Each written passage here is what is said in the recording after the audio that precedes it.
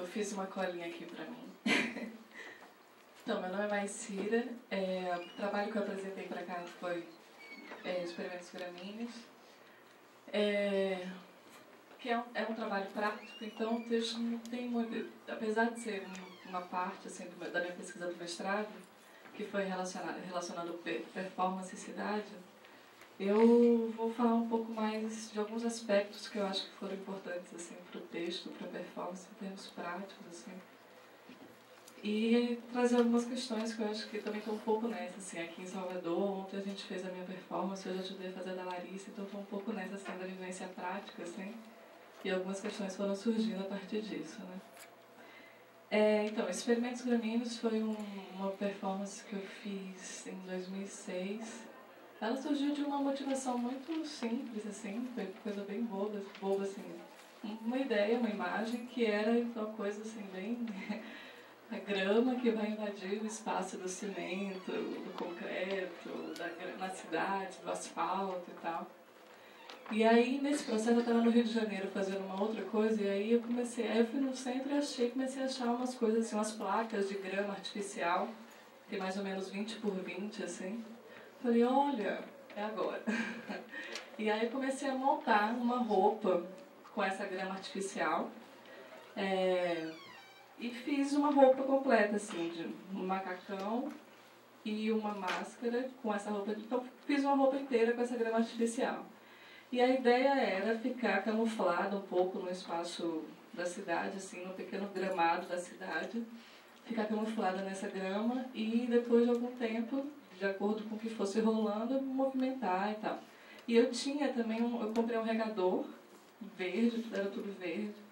E aí eu comprei um regador para poder me ajudar nesse processo, né? Mas assim, tudo muito inocente, assim. Falei assim, quero fazer, eu vou fazer. E aí, aí várias coisas foram surgindo no processo do acontecimento da coisa, assim, né?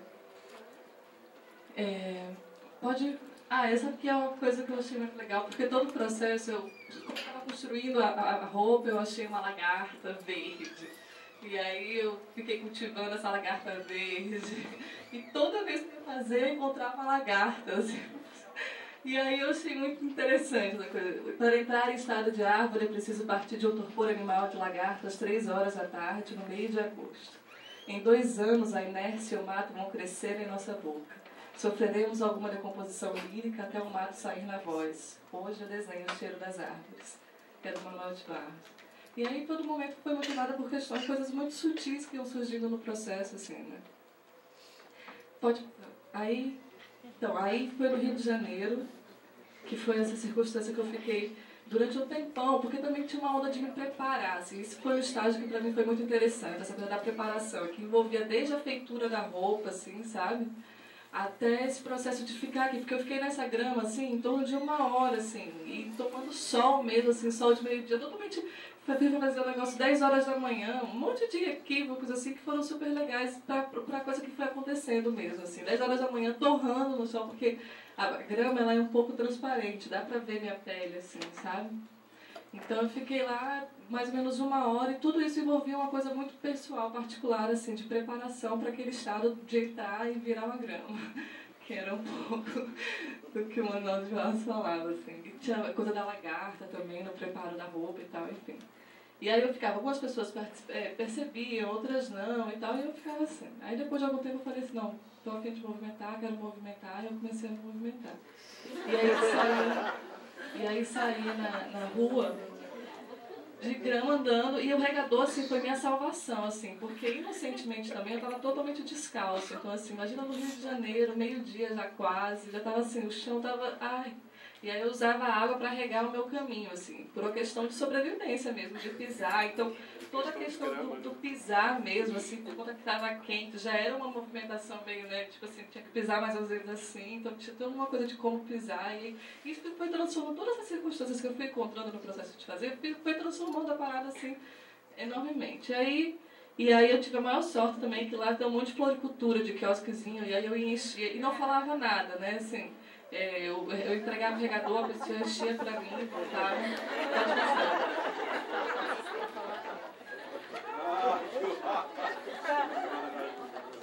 E aí, depois que eu fui começar a pensar um pouco sobre esse processo, assim, eu descobri algumas coisas.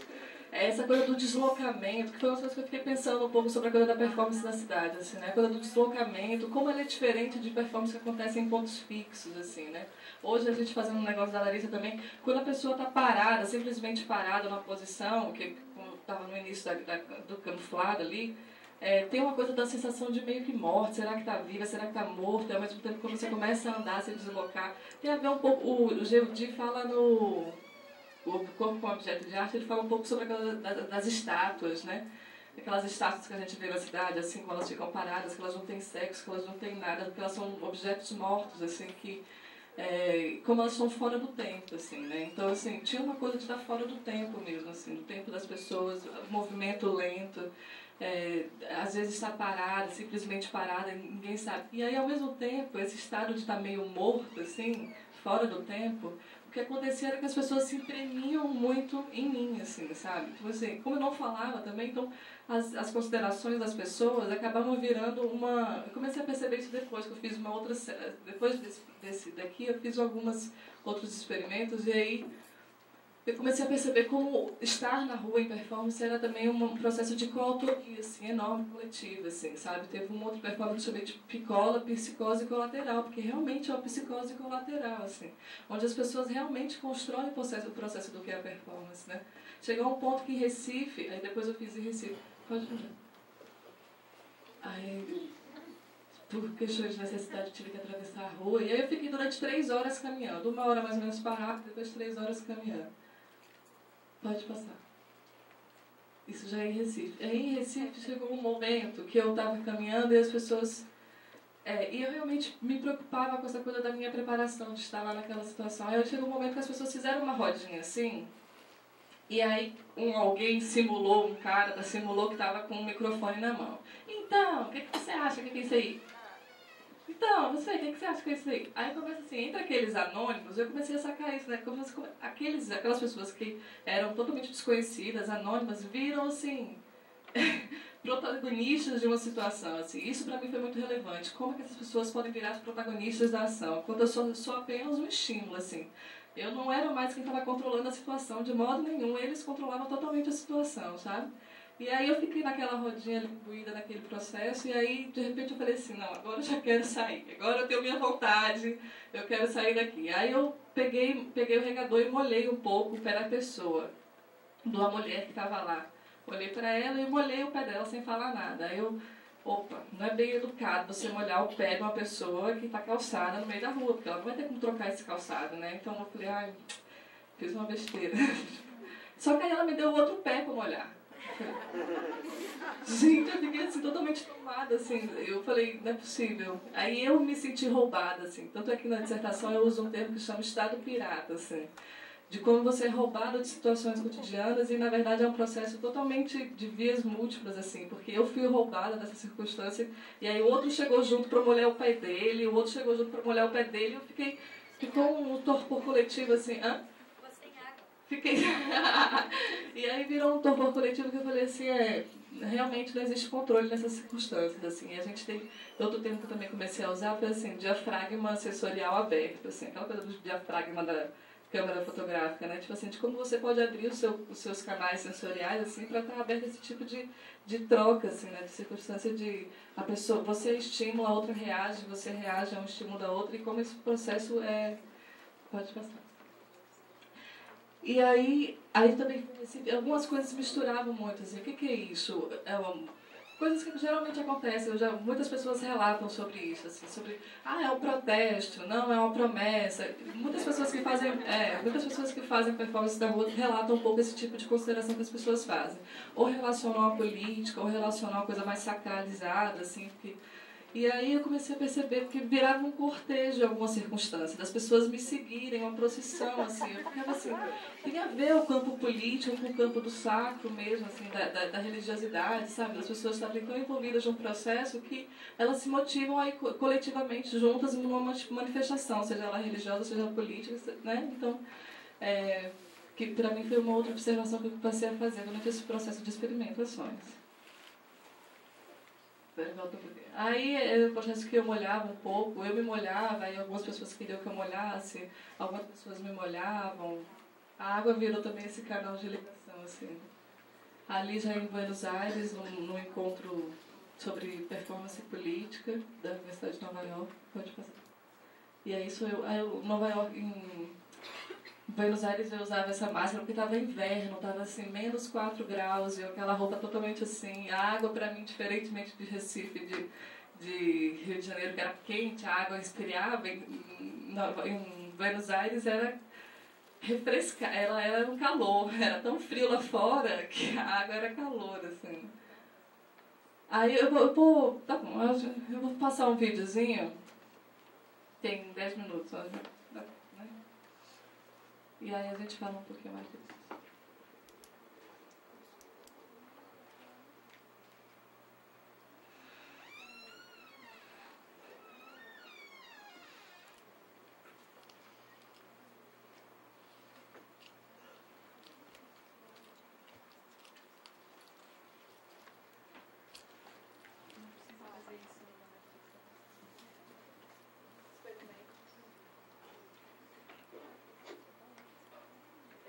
Aí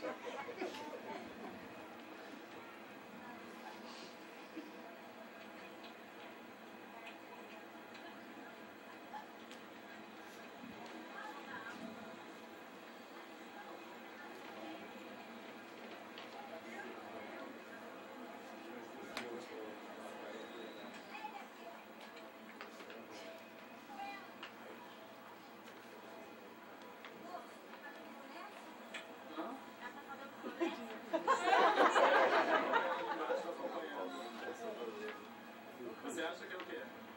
Eu acho que ela tá fazendo promessa. Ah, é? É, hoje é dia da água, o dia da água.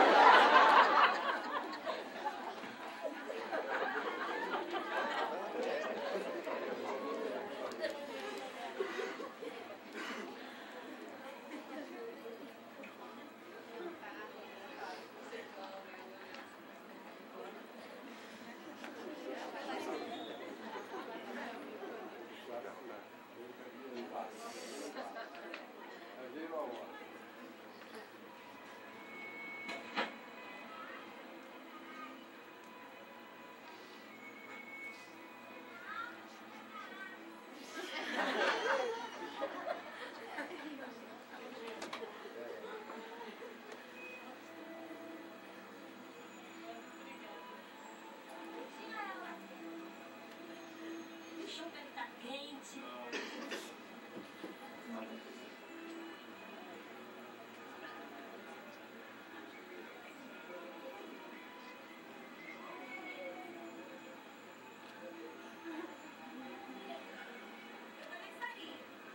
Aí, cozinheiro.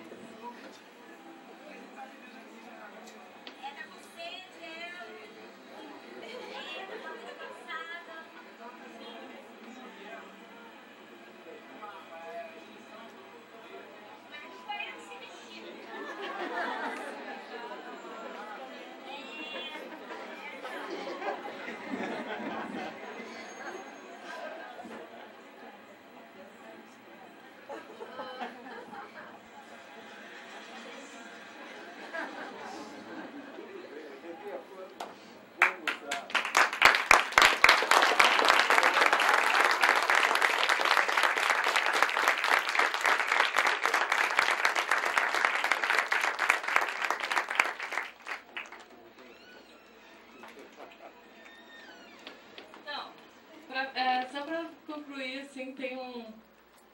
Tem como voltar um PowerPoint rapidinho? Tem só um texto da Marina Bromovic, na entrevista que ela deu para a Laurienza Anderson, que ela fala uma coisa que eu acho muito interessante, eu acho que tem a ver com todo esse processo. Assim. É o último slide.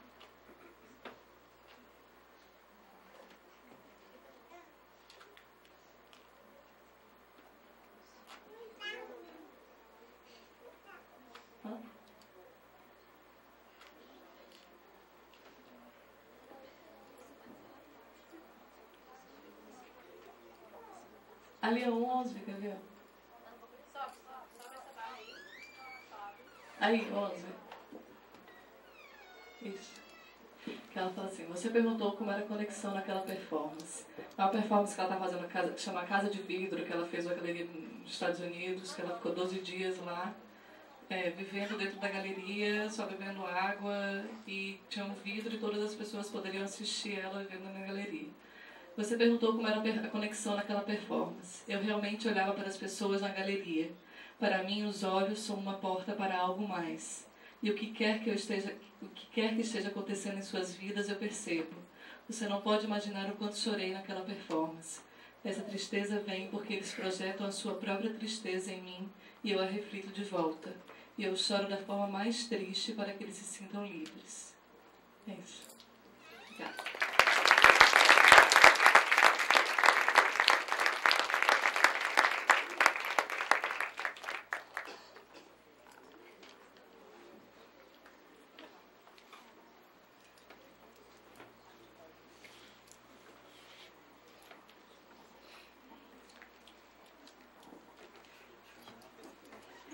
A gente pensou de, como a gente vai ter um intervalo logo depois, a gente fazer uns comentários meio rápidos sobre esses que apresentaram agora, um pouco antes da gente começar as perguntas. Se vocês tiverem que comentar, vocês dois, senão a gente passa para as perguntas.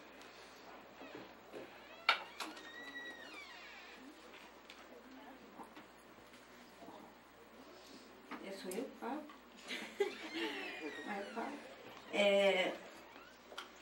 Deixa eu pensar aqui. Não, é porque eu fiquei pensando um monte de coisa. Bom, Silvana é uma conversa longa, vários anos. Então, e Júlia também, a gente já tinha conversado. Acho que tem nos 2 primeiros trabalhos. E eu acho que no terceiro também, porque no final das contas não era essa ordem que a gente tinha pensado, mas como bagunçou tudo, eu acho que acabou ficando interessante, porque tem essa questão do tempo lento, que né, que a Silvana traz, essa questão dos homens lentos, do Milton Santos, e a questão do...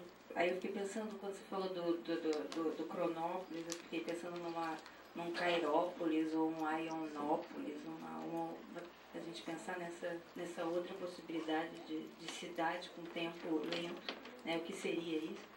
E aí fiquei pensando também, você vem com a história do cotidiano, do ordinário, infra, ordinário, e chega no improviso, e aí a Júlia também vai falar de improviso, né? Acho que tem essa questão forte do improviso, da gambiarra, né? Que aí entra a coisa toda da gambiarra, né? No camelódromo, e que uma certa gambiarra de sobrevivência, né?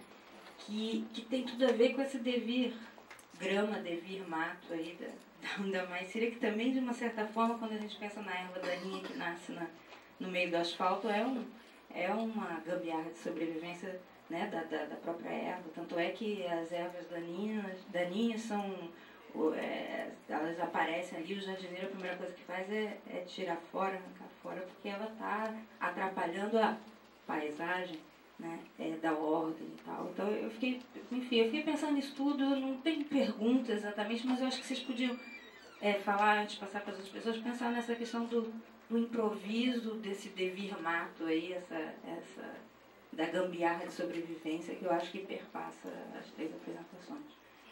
Alejandro, quer falar? Posso falar alguma coisa? Na verdade, a gente, quando observa, começa a ser estimulado para alguma organização de pensamento em função daquilo que você entra em contato, e tem algumas coisas que eu acho importantes. Para mim, a princípio, isso pode de alguma forma depois se organizar no debate, a gente pode colocar a questão do tempo. Eu acho a ideia de tempo para entender o tempo, né? Talvez essa maneira de entender cinema como tempo seja um instrumento para a gente poder, de novo, entender melhor esse tempo que a gente perde no sentido de não entender, de não ter filtros capazes de fazê-lo com que a gente possa, através desse entendimento, fazer alguma coisa com ele, porque eu acho romântico, até a gente estava comentando aqui, a ideia de fugir dessa possibilidade, de criar uma cidade onde isso não, onde esse tempo não seja dessa maneira. Eu acho que talvez a proposta do cinema como o tempo, para que a gente possa entender o tempo, seja um dos novos instrumentos que a gente precise se perguntar e avaliar para poder lidar com essa questão, com esse tempo espetacular que vem de vertigem, né? E é fácil para ele vir um produto, e como produto ele gera um mercado, e esse mercado começa a criar a política do próprio mercado e por aí vai. Mas acho, para mim foi importante eu começar a pensar essa ideia de tempo, para entender o tempo, como um instrumento para lidar com essa cidade cronometrada que a gente de alguma forma não tem como escapar, na minha ideia. Aí, até puxando a questão da gambiarra e do improviso, que eu acho que para mim é um pouco mais essa auto-organização que surge desses pequenos detalhes, desse não espetáculo que acaba virando um outro lugar, que eu acho que o que permeia muito nos três que apresentaram para mim é um pouco esse lugar do não especial, e ao mesmo tempo ficando especial quando você acaba observando esse não especial. E no detalhe da criança brincando, da caixa lá, quando vem a brincadeira com água, a caixa acaba virando uma máscara, que também é um guarda-chuva, e começa a criar histórias extremamente especiais através de coisas muito, muito básicas do que a gente podia chamar de gambiarra. Mas ao mesmo tempo a gambiarra para mim tem um teor pejorativo, que parece que você está tentando dar conta de algo que você não consegue, né? E você faz mais ou menos amarrado algo que poderia, não sei se ele tem esse entendimento, mas para mim passa um pouco por isso. E o que eu vejo é que esses instrumentos cotidianos, simples, como o que aconteceu comigo, é dia da água, é dia da árvore, e o cara regando, o filme lá com todos esses detalhes, eu não sei o que eles estavam batendo ali, se era farinha, o que era aquele negócio, mas um monte de detalhes ricos em expressão de comportamento, e ao mesmo tempo totalmente banais, não espetaculares no sentido de poderem se transformar rapidamente em um produto vendável e serem consumidos em um outro lugar que não fosse esse dessa importância. E mesmo no trabalho da Júlia em função dos camelôs, né? Aqueles guarda-sóis todos amarelos, a lona, aquele design mesmo de amarras que surge a partir do momento que elas se organizam, e que para mim é equivalente ao design da caixa na cabeça daquele menino,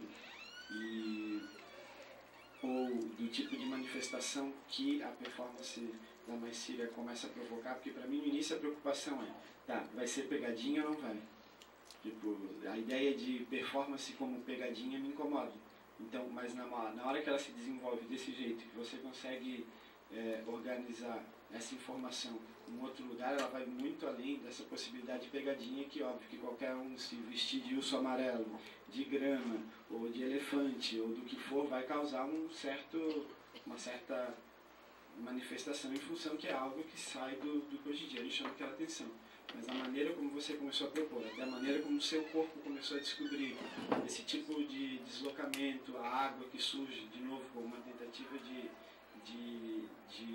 ajudar na permanência daquela performance, tudo isso começa a ganhar um outro teor, e eu posso supor, na verdade, que a gente aqui está nesse estado de suposição através de uma observação muito breve daquilo ali, para mim. E que esse estado também contamina a importância que as pessoas podem ver no desempenho daquela atuação que você está fazendo ali. E aí ele não vai no lugar da pegadinha, você não está querendo brincar com a capacidade delas de se surpreender com alguma coisa. E aí eu acho que também tem esse lado desse design auto-organizativo de comportamento em função desse lugar. Porque no início, quando você falou da primeira ideia, estou falando demais? lá aquele tempo. Eu sou sempre assim, meu Deus. Aí a ideia da grama, que você teve no princípio da grama, que vai tomando conta de tudo, e aí ao mesmo tempo com o trabalho dela e o trabalho da Júlia, eu esqueci o nome dela. Silvana, vamos falar. E tem essa ideia da mudança como necessidade de permanência o tempo inteiro. Então as coisas se organizam com uma necessidade de permanência inevitável, e talvez nesse lugar da simplicidade das coisas, nas laterais do que a gente chama de vias principais, onde a gente encontra isso com essa clareza. Só que para ter essa clareza, para usar ela com algum recurso diferente, que não simplesmente de algo que acontece no cotidiano, precisam desses focos, o cinema como tempo, ou que tipo de performance você faz, ou que tipo de análise se faz quando você vai filmar os camelôs. Agora, para encerrar, essa ideia de gambiarra que eu queria voltar, e do menino com a caixa na cabeça, dos guarda-sóis e tal, ao mesmo tempo eles evocam eu não sei como é que eu coloco o termo, vou falar um termo aí, talvez me ajude, mas de repente vocês podem me ajudar a encontrar um termo melhor depois para isso. Mas é esse estado rústico das coisas. Aquilo ali eu vi no shopping center, na verdade é a base do shopping center da organização. Começa, e para mim, por exemplo, para fazer uma analogia com música, para quem está acostumado agora a usar arquivos MP3, quando você vê o vinil é uma outra ideia que parece muito rústica, mas você carrega a música na mão. Você está lá, o vinil é um pedaço de cera sólida que de alguma forma vira música. Quando você coloca ele em contato com uma agulha, ele gira, sai som, e essa fisicalidade, que até acho que não apareceu no áudio, ele tem aqui eu puxo esse negócio aqui, daí eu amarro, eu penduro esse negócio aqui, traz outra possibilidade de entendimento rústico para aquilo que é virtualizado em escalas maiores e que a gente não se pergunta quando está dentro. A gente não se pergunta quando está dentro de um shopping center não estou pegando chuva, tem um ar-condicionado, ao mesmo tempo ali é um estado rústico de manifestação de necessidade de permanência através dessa auto-organização que acaba sugerindo para mim nessa gambiarra um estado rústico de escalas de organização que são análogas em outra instância. Mas acho que sim, os comentários que eu queria fazer, acho que são um pouco por aí. É isso. Bom, mas acho interessante até a ideia de espetacularização ser debatida na possibilidade de encontrar instrumentos como essa ideia de tempo para entender o tempo e caminhos por aí. Acho que é isso. Acho que eu não tenho nada preparado para isso, mas eu fiquei intrigada com a mesma questão mesmo, o seu foco de temporalidade, a coisa da improvisação, que também é uma discussão sobre temporalidade, algo que é ela falando, a Júlia falando de arquitetura móvel, né, que você chamou.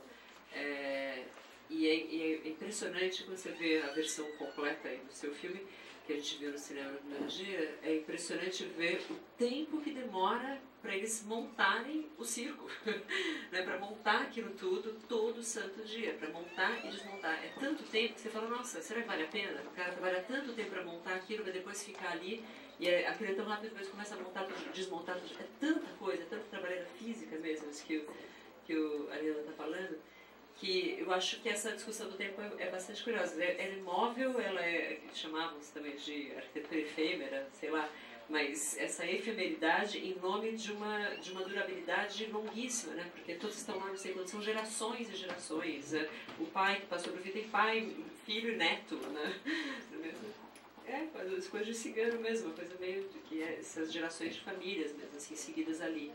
É muito curioso de ver isso, essa coisa e esse tempo que se faz, o tempo que eu preciso para me sentir grama, para entrar num estado gramíneo, né, que é esse estado de coisa. São escalas de tempos diferentes, mas esse foco no tempo é uma coisa bastante curiosa, bastante interessante, mas para a gente retomar e voltar a discutir, até pela compreensão que cada uma delas tiver sobre o que é essa noção de temporalidade, de durabilidade, de permanência, para além do tempo que dura a coisa, tem a permanência daquela coisa, né? Como é que isso aparece nessas três proposições.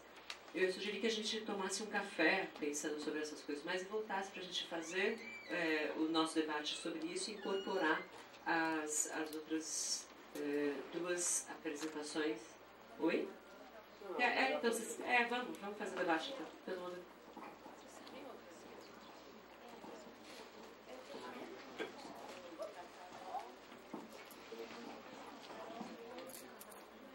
Pode falar? Não, só dizer para as três meninas que eu acho que as três apresentações foram muito legais. Mas Cira, achei super lindo o seu trabalho. E é bem isso que ele falou. Poderia... Uma coisa é uma pessoa simplesmente se vestir de grama, sair andando e acho que não foi isso. Acho que você realmente buscou um estado de grama e dá muita vontade de ir lá te regar, sabe? Dá muita... Foi bem lindo. E aí eu só fiquei com vontade, não é nenhuma pergunta, só fiquei com vontade de te contar uma história, né, Silvana? Que eu sempre uso essa citação do Tarkovsky também, que ele fala que ele acredita que as pessoas acreditavam, né, que as pessoas vão ao cinema para recuperar o tempo perdido, o tempo consumido. E hoje eu tive um dia completamente caótico, deu tudo errado, estava desesperada e vim para cá para ver a fala de vocês, mas eu quis muito, eu quase fui na mostra e não vim pra cá porque eu tava precisando de um tempo, assim, foi muito... Sem lembrar da citação, sabe? Eu fiquei com vontade, falei, não, vou lá ver o Pão e o Beco, vou ver a Jens Varday e vou ganhar meu dia porque até agora deu tudo errado. E aí você falando e além de abordar muito essa coisa do tempo, você foi puxando pro corpo e ainda não estava clara pra mim essa relação, onde, né, o que exatamente você estava querendo dizer com o corpo. Até que você falou de alguns filmes que provocam abalos sísmicos na gente e tal. Aí eu lembrei de uma experiência minha com o Tarkovsky também. Quando eu morei um período na França, já uns 6, 8 anos, e na época eu tive a chance de ver uma retrospectiva, né, completa da obra do Tarkovsky. E eu lá vivia muito sozinha, assim, e vi todos os filmes e o dia, acho que foi quando eu vi O Sacrifício. Eu lembro que eu passei muito mal. Quando terminou o filme eu saí do cinema correndo até a minha casa, correndo mesmo assim, correndo, chorando, uma cena. E eu fiz um voto de silêncio por não lembro quanto tempo e era o mesmo Tarkovsky, assim, era essa imersão no tempo e depois como isso reverberava corporalmente e tal, foi muito forte. Bom, eu acabei de lembrar, mas a Maicira está saindo, Maicira, que eu não ia falar isso, mas já que apareceu esse assunto, você fez um trabalho, né, Maicira, que você ficava uma semana, pelo menos, sem falar. Quanto tempo? Muito mais, 21 dias sem falar, sem falar nada. Aí eu não sei se aqui caberia, mas você contar um pouquinho da experiência. Mas era só para contar essa história para Silvana.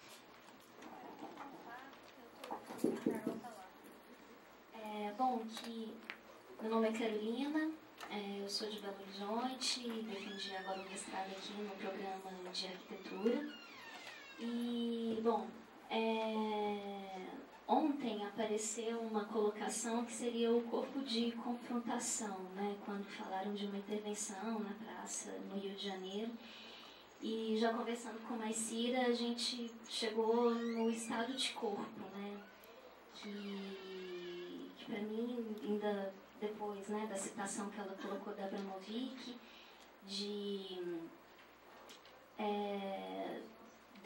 dela se colocar numa situação, se colocar num estado de corpo, onde ela possa filtrar as sensações e as emoções que está acontecendo naquele lugar. E aí, né, com a ideia, né, no que poderia ser o estado de corpo e vendo a intervenção da grama, a performance da grama, no vídeo dá pra ver que tinha uma cena, não sei, tinha uma interpretação, né? Quando um olhava, te molhava, aí você levantava o braço e o jeito de andar era um jeito, né, meio tremido, era um jeito diferente e tal. E percebia um estado, né, em você, um estado diferente na hora de fazer a performance, mas tinha uma resposta de fora, né, até da moça mesmo que perguntou, é o dia da água, é o dia da árvore, é uma procissão, é uma promessa, poderia ser o dia de Santo Antônio ou o dia de Santa Rita, e depois ela ficou ali seguindo. Era um outro estado que estava provocando, né? Então, no que deu para ver no registro, né, do seu estado corporal, do seu estado de corpo, na hora de fazer a performance, e acho que assim, o que me chamou mais atenção era, não sei se eram frases prontas suas, não sei, aquela coisa assim, em olhar, tinha uma interpretação por detrás, assim, passa um pouquinho nisso, e o estado que estava reverberando em volta das pessoas que estavam assistindo. Eu queria ouvir um pouquinho isso.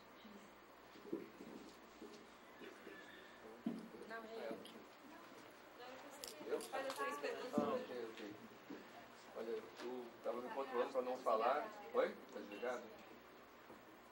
Mas o trabalho me tocou profundamente. Antes de mais nada, é um trabalho extremamente delicado. Acho que é um adjetivo muito claro que eu posso expressar em relação aos 3 trabalhos. E, ao mesmo tempo, uma grande delicadeza e uma grande força política no trabalho. Eu não separo delicadeza de política. Eu acho que podemos ter... acho que na delicadeza, tanto do pensamento como no campo da expressão, essa grande força política. E eu acho que os 3 trabalhos eles têm uma grande articulação e, a meu ver, na minha avaliação, o trabalho da Maycira, ele responde algumas questões que eu tive dúvida do seu trabalho, que é um trabalho belíssimo, né? O seu trabalho no cinema e corpo-cidade. Porém, eu gostaria, não querendo ser professoral, pelo amor de Deus, é mais uma contribuição, já que todos estamos aqui no evento para pensarmos e criarmos questões outras e tal. Eu poderia até falar com você fora daqui, fora do microfone, mas como essa questão já apareceu em outras mesas, né, em outras situações, acho que seria muito egoísta eu falar isso só com você, né? Ou seja, você traz a questão do cinema como uma possibilidade, o cinema que é uma arte urbana, que só pode ser inventada desde o momento em que o homem urbano experimenta a sensação do choque, que é uma grande destruturação perceptiva sensorial, e realmente é a arte, toda a parafernália cinematográfica nasce da locomotiva, o Clayton, em toda a questão da máquina, do movimento, da cidade, e ele traz essa questão de uma outra mobilidade, uma outra forma de perceber, que é toda essa força do urbano, né, na cidade do 800. Porém, você traz alguns autores, como Tarkovsky, etc. e tal, cita um autor que, a meu ver, é um dos autores mais cinematográficos, que é o Perec, né, que é um belo livro. Mas eu gostaria de acrescentar aqui também, pensar, ou seja, eu vejo o cinema, ele antes de mais nada não é simplesmente a arte do tempo e nem do alongamento do tempo ou da experiência temporal. O cinema, inspirado num autor que eu praticamente gosto muito e que é pouco citado no Rio de Janeiro, não sei, acho que no Rio as pessoas gostam mais dos franceses do que dos alemães, né? Que é chamado Walter Benjamin, que você deve conhecer. E o Benjamin muda toda a teoria dele da história, toda a teoria dele sobre a reflexão política, com a contribuição da técnica de montagem cinematográfica. E ele vai ter uma expressão que eu vejo muito bonita, meu ver, muito mais intensa do que outras que a gente vê falando do cinema, que ele fala que o cinema possibilita ao homem da modernidade implodir os cárceres do real. Ou seja, ele traz essa noção de que o cinema é um registro e como todo registro é uma interferência, uma produção de sentido, né? E ele fala que não é só uma implosão do cárcere do real, ele implode subjetividades, formas de fazer política e se despedaça, né? Então, esse é o tema. E agora, fechando, uma outra questão que eu gostaria de ouvir você também, você terminou a sua fala falando do mundo dos com tempo e dos sem tempo. A meu ver, entendo, acho muito bonita a tua avaliação, mas eu acho que a arte cinematográfica, a literatura, ela nos dá uma outra questão, que não é só o mundo dos com tempo ou o mundo dos sem tempo, mas uma outra concepção de tempo, né? O Bispo me fala uma coisa muito interessante dos revolucionários franceses, com uma certa época eles chegam na cidade, quando eles conseguem ter uma sessão de vitória, eles pegam um revólver e atiram no relógio, né? Eu acho que isso é o sentido da questão da... Ou seja, que tempo a gente quer? Ou seja, ele vai trazer a técnica de montagem como uma interrupção do tempo da continuidade, do tempo cristão. Sabemos que a hora cronometrada é uma invenção dos beneditinos, né, da Idade Média. Então, essa questão do tempo que para, que interrompe, que impede que uma história tenha um fim, né? Que a gente tenha essa visão de continuidade. Isso, a meu ver, é o tempo que o cinema e a literatura nos dá. Então não é uma questão só do sem ou com, mas qual o tempo que a gente quer, né? Foi uma questão da simplicidade do tempo. E a Maicira, no trabalho, no início também eu estava com essa impressão da pegadinha, mas a coisa linda do trabalho dela é que ela cria aquele rapaz que chega com o regador, aquele gesto, né? Que é a grande beleza do cinema, de pegar... O cinema, eu acho que pela primeira vez as pessoas veem o vento ventar do lado errado, do lado diferente, né? O cabelo de uma mulher, e não para ir para cá, mas ir para lá. Ou seja, o cinema acaba com uma concepção da cidade como organismo e do corpo como função, né? É arte que vai drasticamente interferir no corpo e na cidade. Então, a performance dela faz com que surja uma situação inesperada no cotidiano e um rapaz com regador. Então, essa questão de interromper um cotidiano, uma cena cotidiana com uma continuidade, com uma previsibilidade, né? Isso é lindo. Ela responde, a meu ver, à questão do com tempo e sem tempo, né? Houve uma avaliação do evento do primeiro ou segundo dia, que a mim eu discordei, acho que é legal que a gente discorde, né? Dessa avaliação de que as pessoas não veem, acho que foi ontem, né, daquela performance do rapaz com o som, né? E que as pessoas não estão vendo a questão de uma certa limitação, né? Eu acho que não, acho que as pessoas podem estar vendo e tem uma outra, nem tudo, acho que a ordem médica, a ordem policial, a ordem da banalização, ela triunfa, né? E está presente. Então ela mostra essa cena de uma interrupção de um cotidiano banalizado, né? O cara que está a poética do que o Sertor nos traz, o Sertor concluindo aqui, se desculpe a minha extensão, o Sertor tem uma frase belíssima que ele fala: não devemos entender que os homens são idiotas o tempo inteiro. Que é uma frase belíssima que ele está nos trazendo aqui. Como os homens ordinários conseguem transgredir esse tempo cronometrado, como conseguem dar poesia ao cotidiano, dar poesia ao banal, né? Que eu acho que é uma análise belíssima e que teu trabalho, mais uma vez, parabéns, que é lindo, e te sugiro a conhecer esse marxista torto, que tem coisas muito interessantes para falar sobre esse aspecto intensivo do tempo, que é o Walter Benjamin. Acrescente na sua pesquisa, que vale a pena. Não é o que falta o seu trabalho, não, pelo amor de Deus. Não quer dizer, olha, falta esse autor. Não, eu estou sugerindo que você conheça. É porque estava no trabalho, na terceira parte que a gente pega. Oi, Luiz, obrigada pelas suas colocações. É que o Benjamin estava na terceira parte do trabalho e que eu acabei cortando para poder entrar um pouco para falar dos filmes da mostra. Mas o Benjamin, ele leva em consideração, claro, essa questão do tempo. Ele compara a experiência do cinema, do tempo, à vivência do flaneiro na cidade, né? Que está no livro das passagens, né? Essa citação dele, assim. Então, eu acho que porque é isso. Eu quis dar ênfase a isso, como em cima de uma linha de autores que colocam o tempo como, de fato, a essência verdadeira do cinema, esse realismo do tempo, né? O Benjamin, claro, ele traz... Isso não reduz o cinema unicamente a essa questão do tempo, né? Mas falar que o Benjamin estava, porque acabou ficando um pouco fora dessa apresentação, mas ele está totalmente dentro aí disso.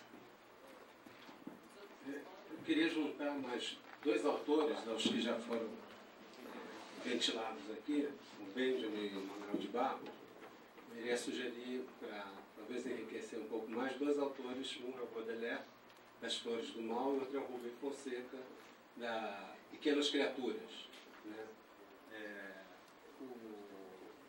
A evocação que você faz do virar lagarto, a questão também, desculpa, a Maicira, a grama, o lagarto, me lembrou As Flores do Mal, e que um dia alguém perguntou se no asfalto é possível, ou ao contrário, afirmou que só no asfalto é possível que essas flores floresçam, né? Então, evidentemente, que o Baudelaire, quando escreveu, ele estava completamente imerso nessa modernidade urbana. Ele estava observando esse mal, entre aspas, né, que brota nessas flores e que produz essa sociabilidade moderna. Então, essas flores que rompem no asfalto, que não é um lugar propício a flores, né, acho que você, talvez nem pensando no Baudelaire, mas provavelmente não, mas reapareceu esse tema, de alguma maneira, nessa grama andando, brotando do chão da cidade e causando espavento, né, no sentido de espanto de alguns, ou eu continuo achando de total indiferença dos outros, como discordo do Luiz. Um segundo livro, As Pequenas Criaturas, foi, acho que você mostrou nos 2 vídeos, né? Na Rue da Guerre, As Pequenas Criaturas dali, ela mesma diz, e As Pequenas Criaturas do Bairro Pobre. E é engraçado que o Rubem Fonseca retoma a ideia do mito grego, da polis grega, com pequenos heróis do cotidiano. Né? Não mais os grandes heróis, né, que estão no éter, e os grandes mitos, heróis e mitos, né, que mitificam, né, que através do grego repensa o mundo, mas pequenos heróis, pequenas criaturas que estão no chão da cidade, né, um autor totalmente urbano, né, e que estão no banal do seu cotidiano tentando sobreviver. Então tem um personagem, por exemplo, muito pobre, tem que escolher num dia entre ir para a fila de ganhar uma dentadura ou de ganhar uma cadeira de roda. Não tem heroísmo nenhum, está longe dos deuses gregos. No entanto, é completamente heróico nas nossas cidades. Então, talvez 2 autores que possam contribuir para pensar essas coisas. Então, eu vou responder um pouco a pergunta da Carol. Queria agradecer as sugestões. E respondendo um pouco a Carol, assim, particularmente, eu acho que não tem nada de interpretação, assim, sabe? Minha formação é em artes cênicas, então eu passei muito tempo, assim, vivendo como atriz, eu era absolutamente atriz, assim. E depois de um tempo eu passei a ter uma aversão muito grande a um processo de construção mesmo, de personagem, de representação, até porque eu me sinto um pouco preconceituosa em relação a isso, assim, eu me sinto mesmo, assim, sabe? E aí o que acontece é que eu estava no momento, eu vinha de um processo de treinamento, assim, eu passei um ano num treinamento de... A gente não sabia, era um grupo de pessoas, a gente treinava todos os dias, assim, sem orientação de ninguém específico, assim, era um coletivo mesmo, assim, a gente treinava todos os dias. E fazia algumas práticas na rua e outras práticas de processo de fortalecimento corporal mesmo, intenso, assim, sabe? Então a gente passou a trabalhar muito com câmara lenta, a gente passou a trabalhar muito a gente trabalhava de madrugada, às vezes de meia-noite às 6 da manhã, então todo esse processo de madrugada foi muito intenso, assim, porque dava a coisa do sono, da madrugada, daquele estado meio sonolento, assim, e os movimentos eram necessariamente menos rápidos, menos explosivos, assim, era tudo mais... Então eu acho que isso acabou aparecendo um pouco nos experimentos gramíneos, assim. Por conta desse treinamento que eu estava vindo, assim. Mas eu acho que não existia nenhum processo assim, agora que ele vai... Quando ele derramava água em mim, realmente eu me deliciava com aquilo, assim, porque estava muito quente. Então, assim, era um prazer enorme estar recebendo aquela água e era um deleite enorme, assim, não tinha um processo de interpretação, assim, agora eu vou... Sabe? Era realmente muito bom estar recebendo aquilo ali. Então, assim, tinha uma coisa de viver mesmo, assim, de estar realmente presente ali, vivendo aquela circunstância, assim, sabe?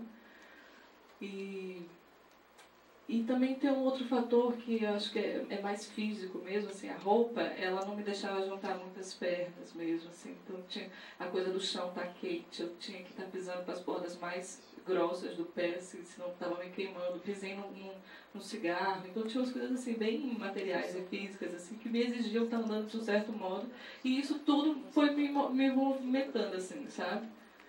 Então acho que é mais ou menos isso, assim.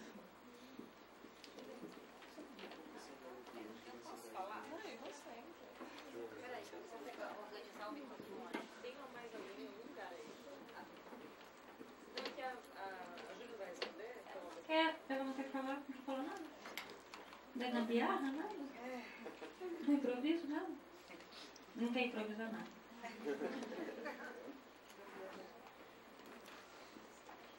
Bom, primeiro eu queria falar assim para a Maicira que eu leio uma contradição na tua fala, né?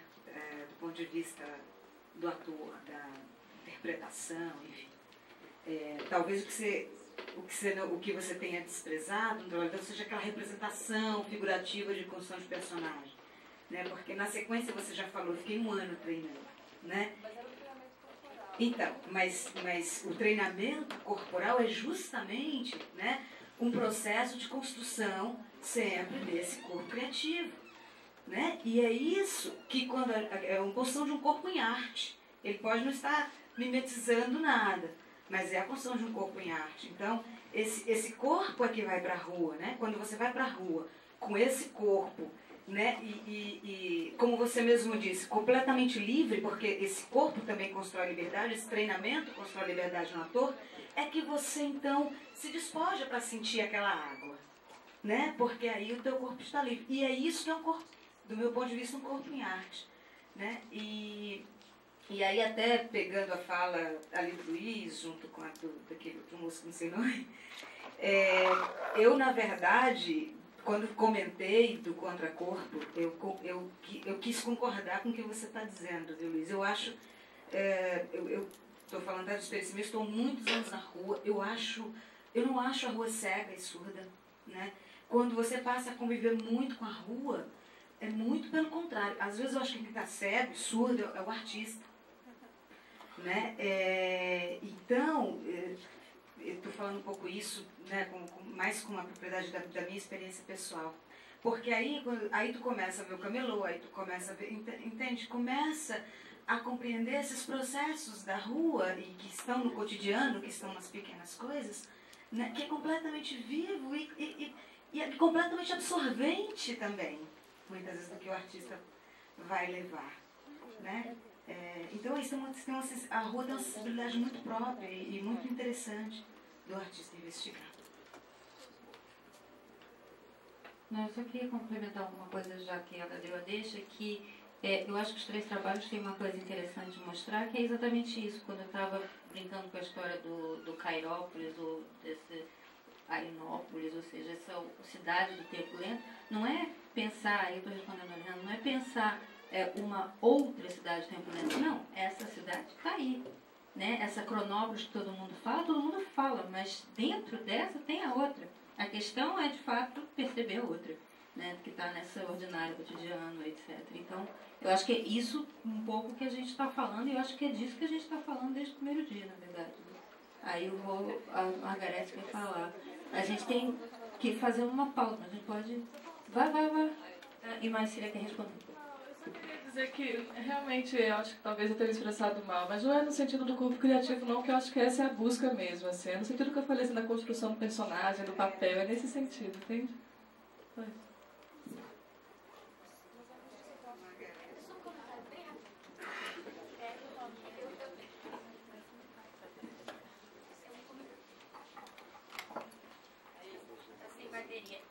Não, é bem rapidinho. É que a questão do tempo, eu estou achando ótima a discussão. Imagina, trabalho com história e tenho que pensar no que é tempo, o que eu estou fazendo, né? Então, para mim, é muito bom ouvir isso tudo. Agora, eu fico pensando que nós ainda estamos discutindo aqui hoje, né, nas 3 falas, eu senti às vezes, nas 3 não, senti mais na do cinema, engraçado. Que também é um tipo de prática, de manifestação que eu aprecio muito. Mas eu acho que a gente está discutindo ainda numa forma encadeada de tempo.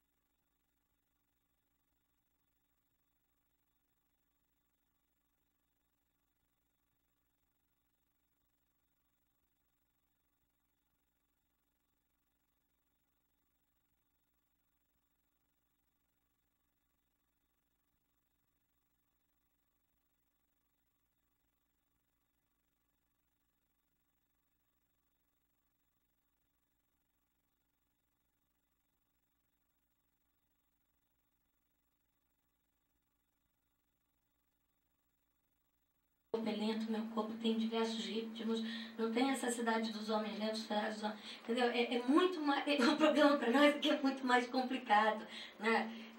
Nós não estamos mais na lógica binária.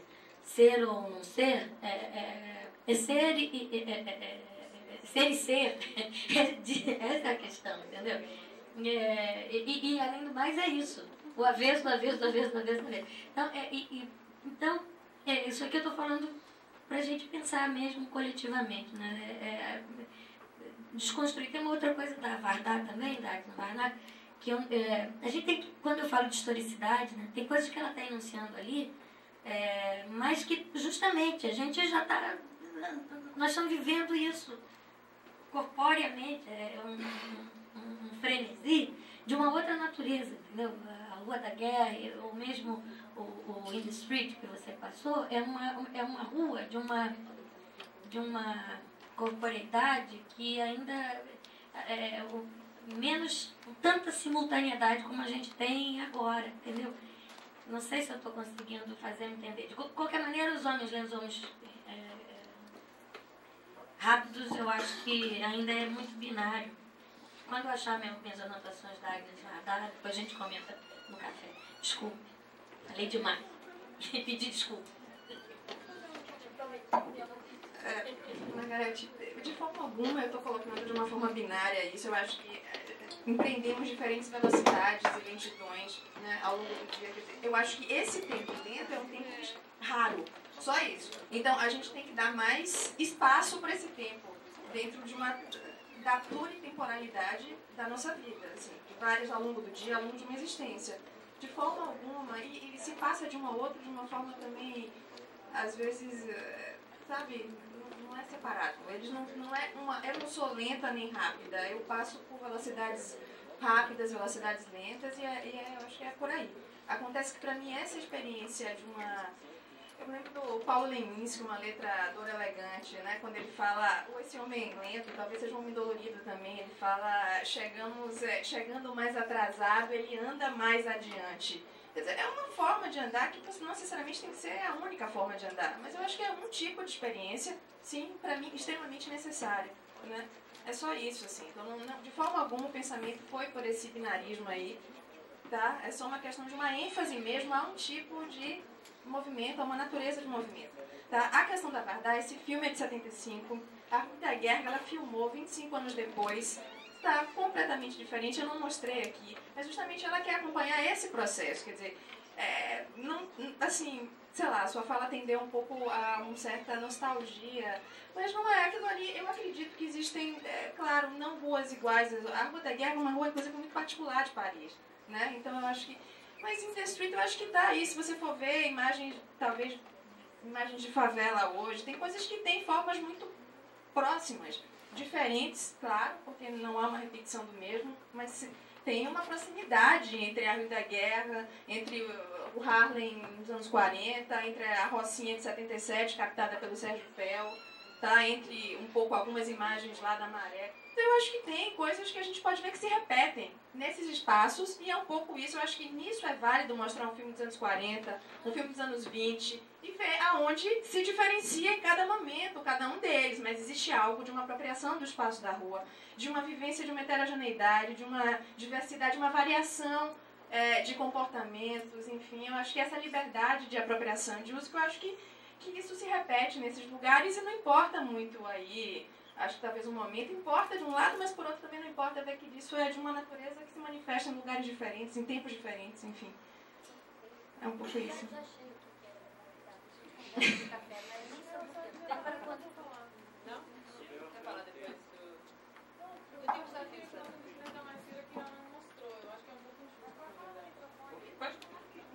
Fala no microfone.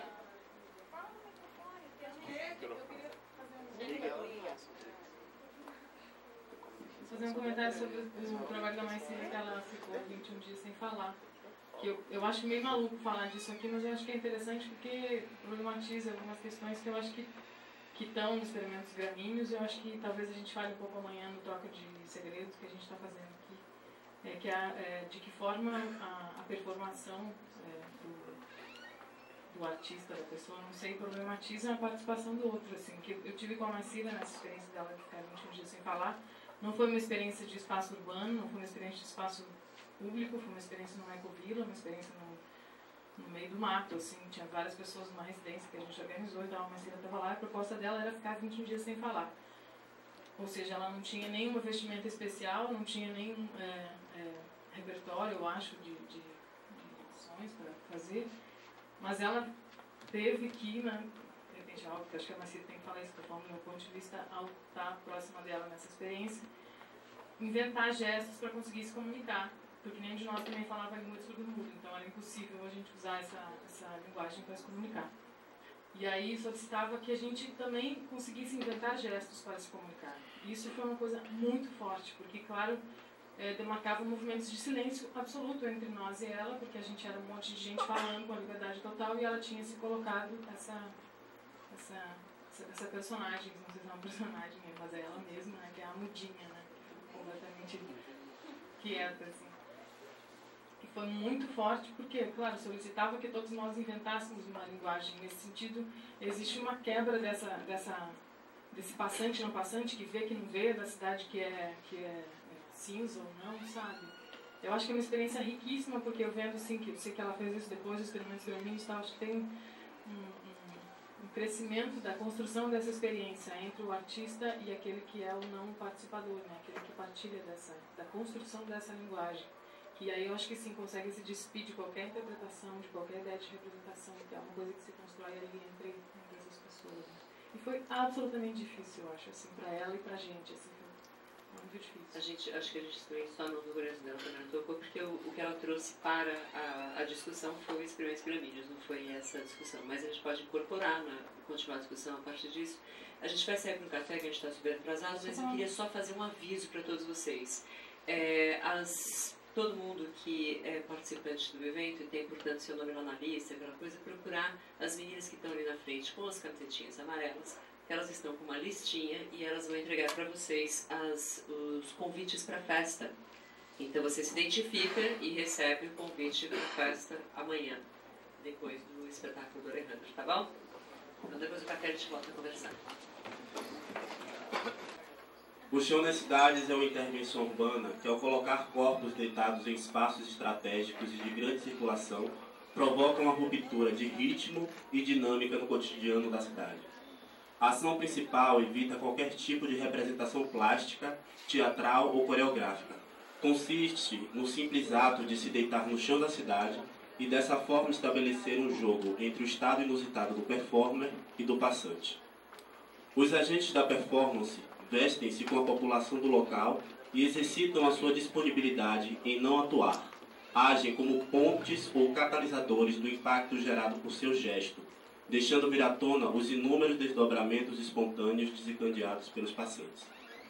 Neste ato, conceitos de arte, realidade e espetáculo ficam propositadamente definidos. Quem faz o espetáculo é o performer ou o público. O ato é a queda ou as suas consequências. Por trabalhar exatamente nesse entre, o chão nas cidades funciona como uma espécie de válvula catalisadora das tensões existentes em cada cultura local. Um dos performers desse evento aqui em Salvador comparou o corpo que cai a um espelho, que ao ir para o chão se rompe em pedaços, refletindo imaginários, preconceitos, comportamentos e atitudes que inventam o cotidiano da cidade. Já fiz essa intervenção em cidades como Belo Horizonte, Ouro Preto, Rio de Janeiro, Nova York. Mas, em Salvador, pude perceber uma intensidade e pulsão dionisíaca fora do comum. Performers e pesquisadores foram testemunhas de uma cidade absolutamente estática, que se apropriava do gesto do performer e o traduzia em gestos, sons e palavras nas mais inusitadas maneiras. Isto é uma manifestação da preguiça contra o trabalho, dizia Três Ambulantes. Cascata, velho. Gente querendo tirar seu dinheiro. É um plano para ganhar qualquer R$50. Eles estão deitados para que a gente perceba alguma coisa. Eu não sei o que é, mas deve ser importante. Tais manifestações e a presença igualmente envolvente dos performers tornaram o chão nas cidades de Salvador uma experiência inesquecível. A performance elege a presença do corpo no espaço como principal ferramenta para discutir as dinâmicas do espaço da cidade e, portanto, gostaria de dar voz nessa comunicação aos performers que vivenciaram em corpo presente a experiência da intervenção. Aí ela agradece a Lucinete, Miliane, Isaura, Eduardo, Ana Amélia, Dandara, Tiago, David, Gil, Túlio, Laura, Aldrin, Paola, Fabiana, Pedro, e enfim ao Corpo Cidade e a Salvador por esta rica corpografia que com certeza será plena em devires teóricos e poéticos em novos trabalhos. Aí ela deixa o telefone de contato, e-mail, quem quiser depois pode pegar aqui com a gente. Na verdade, ela convidou a gente para que a gente pudesse trazer um pouco das nossas experiências, né, nesses 2 dias de intervenção. E, particularmente para mim, o que se tornou mais interessante é como um simples ato cotidiano na vida de todo mundo, que é se deitar, ela consegue suscitar tantas questões quando se desloca para os espaços habituais onde a gente costuma fazer isso, como, né, em nossas casas ou naquele lugar onde a gente se sente familiar, e a gente desloca para o espaço urbano, que nesse caso foi a Avenida 7, a Estação da Lapa e a Praça da Piedade. E em cada um desses espaços foi interessante como as questões que foram evidenciadas foram tão diferentes, mesmo sendo espaços muito próximos. Então, na Estação da Lapa, teve uma pessoa que era responsável pela administração, que praticamente nos obrigou a sair de lá, à força, né, pegando a gente pelo braço e saia, levante daí. E a gente tinha essa questão da resistência mesmo de ficar. Porque antes da gente executar a intervenção, nós participamos de 2 dias de oficina que ela ministrou, e a ideia da oficina era justamente trazer um pouco da sensação que nós estaríamos vivenciando lá nesse espaço. Lógico que é muito diferente você vivenciar essa oficina no espaço fechado, né, numa sala de aula, e a gente executar a intervenção já na rua, onde existem muitas pessoas passando, foram muitas pessoas, aglomeração de pessoas ao nosso redor. Mas foi um ponto bem interessante, né, que ela passou um exercício que eram baias, né, como aquelas áreas de piscina, e que a gente tinha que executar 5 ações ligadas às outras pessoas que estavam ali, né, tentando buscar aflorar mais a percepção desse espaço que a gente estava, no caso, na sala de aula, e a gente não poderia sair dessas linhas retas que ela estabelecia. A gente questionou, mas por que essa linha reta? Né? Por que a gente não faz o mesmo exercício no espaço que tem uma configuração diferente, que a gente possa, de fato, ter liberdade para transitar nesse espaço? Aí ela falou, não, o interessante é que a gente possa restringir as possibilidades para que vocês se sintam tentados a sair, tenham vontade de sair e se encontrem naquele momento de decisão entre ficar ou desistir da intervenção. E aí, quando chegou lá no dia, houveram vários momentos que existiram pontos de tensão mesmo, entre nós que estávamos deitados lá no chão, né, nas calçadas, e o público que chegava, assim como tentando obrigar a gente a sair, ou pedindo para levantar, as senhoras, né, as idosas, sempre muito preocupadas, pedindo, por favor, levante, o que é que você tem, o que está acontecendo, você precisa de ajuda. Aí outras questões, como vocês estão utilizando drogas, isso é droga, sabe? Vários comentários. Então, assim, isso suscita mesmo essa questão. Como é que uma ação tão simples e tão cotidiana consegue abrir margem para várias questões que acabam explicitando valores, preconceitos, né? Várias questões mesmo. E foi uma experiência bem bacana. David agora vai falar um pouco também sobre a experiência e depois a gente vai mostrar um pedaço do vídeo. O que me impressionou foi o ato de deitar. É um ato, mas é altamente passivo, altamente receptivo. E o teatro, a intervenção, a reação, a fala do evento, o discurso criado pelo evento, foi todinho do público. Né? Nosso papel era catalisador mesmo. Então eu acho melhor, vamos ver o vídeo e se houve um momento depois algo para dizer, a gente pode, mas era uma inversão de minhas expectativas, de entendimentos, e realmente funcionou assim. Eu acho que revelou, e tomara que o vídeo vai mostrar isso, a caráter de Salvador, pelo menos nesse lugar que é muito viva. A gente sabe, se tem uma palavra que descreve Salvador, é a vida, a viva, muito viva Salvador é. Uma coisa que era bem interessante também é que logo no momento que a gente deitava no chão, a gente suscitava uma grande dúvida das pessoas que estavam passando, né? Porque o André pediu assim, não entrem na representação, tentem simplesmente perceber o espaço e reajam a ele sem pensar em uma cena ou num espetáculo ou em uma representação qualquer. E nesse momento que a gente deitava, realmente acontecia esse momento de dúvida, o que é isso, sabe? Aquelas caras questionadoras para poder entender o que estava acontecendo. E eu acho que funcionou muito por isso. Acho que tem som, Nando. Acho que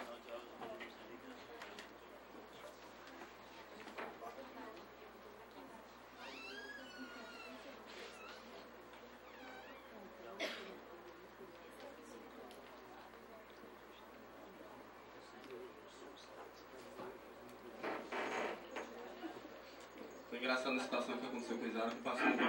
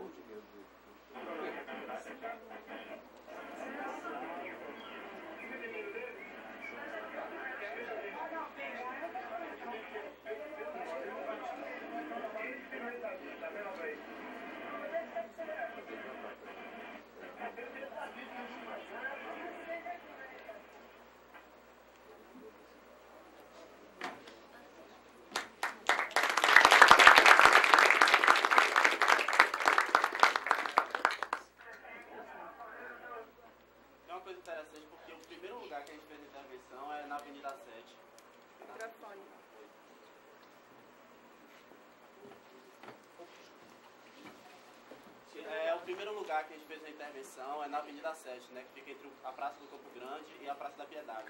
E é um lugar que habitualmente ficam muitas pessoas deitadas no chão, tem muitos mendigos por ali, por aquela região, né, e que são completamente visíveis no dia a dia. E é engraçado isso, porque como é que essas pessoas estão ali deitadas cotidianamente, são extremamente visíveis, e quando as pessoas se encontram com outras pessoas como nós, que estão bem vestidas, você vê que está bem arrumado, tá banhado, e está ali deitado na mesma condição que aquelas pessoas marginalizadas estão ali, como é que as pessoas procuram se aproximar e procuram oferecer esse tipo de ajuda. Foi uma das coisas que mais ficaram fortes nas discussões que nós tivemos depois também da intervenção.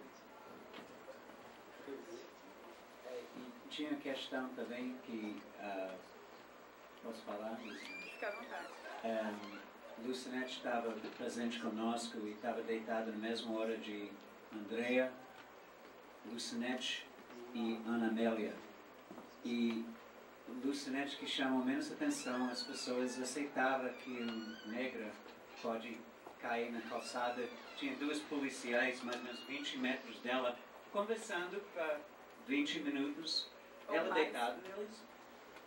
E do lado uma multidão ao redor da Ana. E do lado a multidão com o André, outro lado a multidão preocupado com ela. E era assim, então a gente viu como isso está visto, como Túlio, que é colega aqui, que é mais jovem do grupo, era drogado. Todo mundo queria dar um chute nela, queria abusar ela. A gente estava do lado para ver que ninguém atingia ela. E quando o Gil estava no outro lado da rua, na mesma situação, só que ele bem vestido, sem barba, cabelo cortado. Deu café para ela e deu, sabe, assim. Quem foi a menina que recebeu conselhos? Acho que foi Ana Amélia. Conselhos espirituais. Isso Isaura, que isso era uma coisa espiritual. Ela deveria aceitar, mais pessoas deveriam fazer isto, sabe? Que era uma coisa que recebeu alguma coisa. Então, os comentários... que foi muito interessante também, esse problema de leitura, é uma questão que ficou evidente, e quantas pessoas se envolveram no contexto social, assim, urbano, onde a gente antecipa uma certa anonimia, uma coisa que a pessoa é território de ninguém, mas a experiência foi naquele dia, naquele lugar, território tinha donos, tinha proprietários, que cuidava, que queria saber o que era isso, que era fora do normal. Eu tinha propostas de como consertar e tinha de consertar. Elas não deixavam a coisa acontecer, não tinha uma passividade, não tinha aceitação. Das pessoas que interagiam com a gente, tinha mesmo querer saber o que estava acontecendo e querer oferecer solução e mesmo forçar a pessoa deitada a aceitar a solução. Então foi super interessante. Iniciou uma coisa que eu tenho muito mais interesse de estudar, de saber o que é que isso é. Eu acho que tem um fenômeno urbano significativo sobre Salvador. O jeito, o tipo de pessoa e como ele toma o espaço como seu. Acho que é uma questão super interessante nesse contexto especificamente de Salvador. André também entrou em contato com dois moradores, que na verdade não são moradores, eles trabalham lá, só que eles dormem lá, né? Na verdade. Eles têm a casa deles, que é Lázaro e o outro que eu não lembro o nome. Eles têm a casa deles, mas eles ficam de segunda a sábado no Largo do Pelourinho e eles dormem ali durante toda a semana e no domingo eles dizem que vão para casa para trabalhar, né? E aí ela chamou eles dois para poder dar uma certa segurança. E a gente conseguiu perceber que aparentemente não existe uma organização daquelas pessoas que frequentemente estão ali, né? A gente imaginava isso. Só que com a chegada de Lázaro e dessa outra pessoa, a gente começou a perceber que realmente existe um tipo de organização que não está explícita, né, a nós, classe média, muitos, né, não está tão explícita, mas que naqueles moradores que estão ali frequentemente, que dormem ali na cidade, que montam suas casas de papelão durante a noite e que pela manhã desmontam, existe uma organização, existe uma hierarquia. Tanto que Lázaro e esse outro rapaz, eles foram indicados pelo centro comunitário de lá, da Piedade, e foi quem deu a segurança. Teve um momento assim muito punk para Audrey, porque estava filmando, e que ele viu uma pessoa se aproximar, e quando a pessoa se aproximou, ele só viu Lázaro falando: não mexe não, que tá comigo. Então, assim, era uma coisa que a gente não podia imaginar. A gente passa muito pelaquela rua ali, a gente sabe que existem essas pessoas que moram ali, mas a gente não compreende como é a organização deles. E aí a gente conseguiu perceber que existe essa organização, né, dessas pessoas que estão ali frequentemente, morando ali naquele espaço. Foi também bem bacana. Eu acho que é isso, sim. Eu vou, não sei se voltar aqui a uma questão, ou suscitar uma outra. Uma coisa que foi a Margarete que falou no primeiro dia, segundo dia, enfim, que nós somos a cidade, né? Parece que existe um fetiche, não sei, que você vai para a rua e vai encontrar, perceber. Não, você vai encontrar a gente mesmo. A gente passa pelo negro e não liga. Se tiver uma pessoa vestida, nós vamos ligar. Né? Eu acho que... eu não sei a quem se revela isso, porque parece que o tempo todo a gente está falando, né, que a rua está fora, então nós vamos entrar na rua. E vamos, entende o que eu quero dizer? Existe um certo... né, exótico.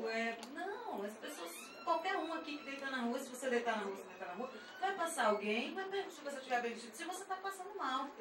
Entendeu? É claro que cada um se comporta de uma maneira diante de uma situação dessa, mas o que eu quero dizer é no sentido de um certo fetiche mesmo. Por que eu estou falando isso? Porque a cidade somos nós artistas, somos nós, né, que nos colocamos lá, nós estamos lá. Né? O flagrante somos nós mesmos, nesse sentido. Né? E que nem é flagrante, tá? Né? Tá sempre lá. É só pra gente não achar que tem um corpo fora disso. Né? Era só isso que eu compreendo, e talvez até minha fala tenha sido mesmo no sentido da gente conseguir perceber, porque a fala dessas pessoas que se aproximaram da intervenção e que estavam ali questionando, estavam lançando possibilidades para o que era aquilo, certamente é a fala nossa também, né? De alguma forma se aproxima das nossas falas se estivéssemos na situação em que eles estavam, né, de público, né? De público daquilo que estava acontecendo ali.